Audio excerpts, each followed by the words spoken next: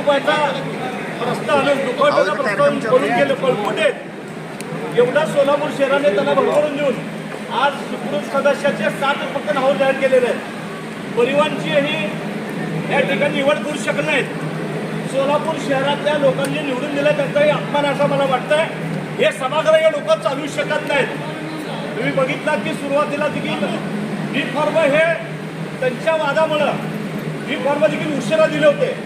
आज देखील त्यांच्या नावं न फायनल झाल्यामुळं अर्धा तास उशिरा सभा चालू झाली तरी देखील यांची नावं पुरली आहेत. सभागृहामध्ये 102 नगरसेवक असताना त्यांना ही सभागृह चालवता येत नाही. हे खऱ्या अर्थानं त्यांचा अपयश आहे. आणि 7च नावं या ठिकाणी त्यांचे जाहीर केल्यात. या ठिकाणी सर्व पक्ष आम्ही त्यांचा ह्या ठिकाणी सोलापूर शहराच्या वतीने जाहीर निषेध करतो.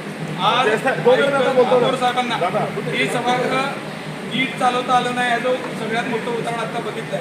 आता सांगितल्याप्रमाणे 87 जागा येऊन सुद्धा त्यांनी ही सभागृह चालू शकत नाही. दरेकर काळे एकीकडे शिस्तीचे धडे सांगतात आणि स्वतः मला एका भारतीय जनता पार्टीचा ज्यांनी फॉर्म भरलाय एका सदस्याचा मेसेज आला की मी आज बालाई सरोवरमध्ये असलेल्या नेत्यांचं काही आमदारांचं नाव लिहून चिठ्ठीत नाव लिहून मरणार आहे, आत्महत्या करणार आहे. मला हे मेसेज आल्यानंतर मी सभागृहात सांगितलं आहे की सभागृहात तुम्ही जसं नाव कट केलं ते नाव कोणतं आहे म्हणून. हे कळल्यानंतर पळायची वेळ आली.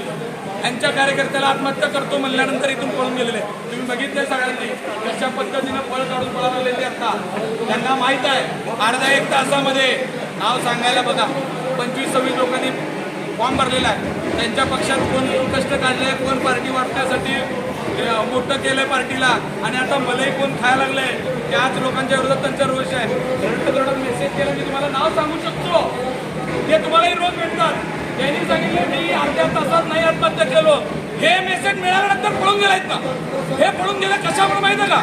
यांच्या भारतीय जनता पार्टीचा कार्यकर्ता माझं नाव यादीत नाही म्हणल्यावर त्यांनी त्यांना पण मेसेज टाकला, नरेंद्रला मेसेज टाकला आणि मला मेसेज टाकला. आम्हाला तुम्हाला विनंती आहे हा विषय तुम्ही सभागृहात सांगा म्हणून त्यांनी पळायची वेळ आली. बघा ते कशा पद्धतीने तळमळत आहे कार्यकर्ता. अशा कित्येक लोकांना अहो तुम्ही कुणाची नावं काढली मला जर अजब वाटतंय. यादी बघितल्यानंतर अहो कुणाची नावं आली त्या यादीमध्ये 3 नावं. या यादीमधले जी 7 नावं आहेत खरंच भारतीय जनता पार्टीच्या कार्यकर्त्यांनी त्याचं चिंतन करावं. ही 7 नावं किती दिवस पक्षात दिसली होती तुम्हाला? कोण कोण काम केलं या 7 लोकांचं पार्टीचं? मला त्यांच्याबद्दल बोलण्याचा अधिकार नाही पण मला आता कळलंय दलाली केल्यानंतर सुद्धा नावं आतमध्ये येते. ह्याचं उदाहरण आत्ता इथं बघायला मिळालं. इथं ज्या पद्धतीनं चुकीच्या पद्धतीनं एकमेकाला काही गोष्टी पोहोचवल्या तरी त्यांची नावं आत येतात. ह्याचं मोठं उदाहरण आत्ता इथं या सभागृहात मिळालं. ह्याच्यापेक्षा दुर्दैवाची गोष्ट नाही. एका कार्यकर्त्याला सांगायची वेळ येते की अर्ध्या तासात जर माझं नाव नाही आलं तर मी आत्महत्या करेन असं म्हणल्यावर पळून जायची वेळ आलेली आहे. ही आजच्या दिवशी या महापालिकेत मधला सगळ्यात काळा दिवस आहे आणि पहिला दिवस असा होणार असेल तर पुढे 5 वर्ष आपल्याला काय बघायला मिळेल. आमचे कितीतरी प्रश्न मांडायचे होते.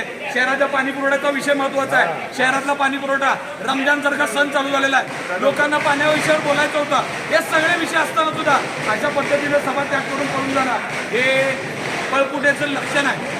आता मला माहित आहे हे इथून जाऊन बसतील तिथं हॉटेलवर तिथं रातभर कुटाणे झाले अजून तिथं कुटाणे करतील आणि उद्याच्या मीटिंगमध्ये परत सांगतील आम्ही भारतीय जनता पार्टीचे. अहो तुम्ही आत्ता जी 7 नावं आणलेत ना त्याचं चिंतन करून बघा ती नावं कुणाची आहेत. अशा पद्धतीने सगळ्याला माहित आहे. आणि परवा सुद्धा तुम्ही बघितलं असेल 87 जागा आल्या. 88 करण्याकरता काय काय करावं लागलं. हा 25 लाख दिली त्याला त्या 25 लाख रुपये दिले. 25 लाख भारतीय जनता पार्टीनं राष्ट्रवादीचा जो काय आपला वैभव अत्तुरेला 25 लाख रुपये देऊन त्याला त्यांच्यामध्ये समाविष्ट केलं. 88 जागा का केल्या? 87 जागा असताना 88 करायची गरज का आली? एक सदस्य वाढला असता म्हणून 25 लाख रुपये मोजायला लागले. त्यांनी तर जाहीर सांगत होता. त्याला विचारले तुझा खर्च किती झालाय? त्यांनी म्हणलं माझा खर्च त्या नाशिक दाखवलेला विचारा कारण त्याच्यापेक्षा निम्मा तर झाला असता ना माझा. त्यांनी मला मीटिंगमध्ये काय बोलत ते सांगितलं.